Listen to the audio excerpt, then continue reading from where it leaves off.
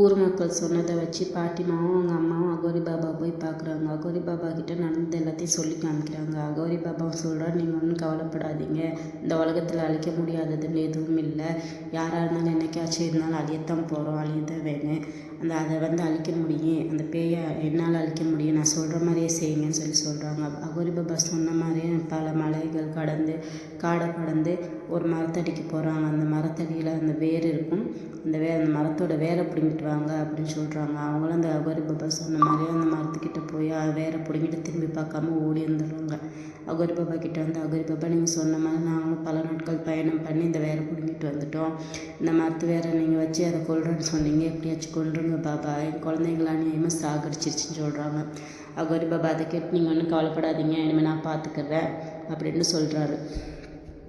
அதுக்கப்புறமா பாபா பேயோடு இருக்கிற இடத்துக்கு போகிறாப்புல. பேய் இடத்துக்கு போய் அந்த பேயையும் கூப்பிட்றாப்புல. அந்த பேய் வரல. அதுக்கப்புறம் அகோரி பாபா அந்த ஒரு மந்திரத்தை சொன்னதோடு அந்த பேய் வெளியே வருது. வெளியே வந்து அந்த பேயை மந்திரத்தை சொல்லி, அது என்ன சொன்னாலும் என்ன பேசினாலும் நீ என்ன சொன்னாலும் உன்னை என்னை அழிச்சே தீரும்னு சொல்லிட்டு பாபாவுக்கு தெரிஞ்ச சில மந்திர வார்த்தைகளை சொல்லி அவங்க வச்சுருந்த அந்த மரத்தோட வேரை வச்சு அது வயத்துலேயே குத்தி கொண்டுடுறாப்புல.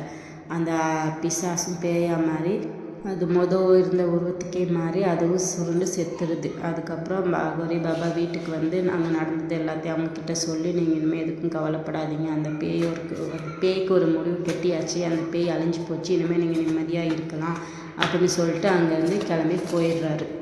அகோரி பாபா சொன்னதை கேட்டு அவங்க அம்மாவும் அவங்க குழந்தைங்கள நினச்சி ரொம்ப அழுது ரொம்ப வருத்தப்படுறாங்கள. சரி, இதுக்கு மேலேயாச்சும் யார் வீட்லேயும் குழந்தைங்க சாகாமல் இருக்கும்ல அப்படின்னு சொல்லிட்டு சந்தோஷப்படுறாங்க. இதோடு இந்த கதை முடியுது. இந்த கதை எப்படி இருந்துச்சு, உங்களுக்கு பிடிச்சிருந்தா லைக் பண்ணுங்கள், கமெண்ட் பண்ணுங்கள், ஷேர் பண்ணுங்கள், அதோட சப்ஸ்கிரைபும் பண்ணிடுங்க.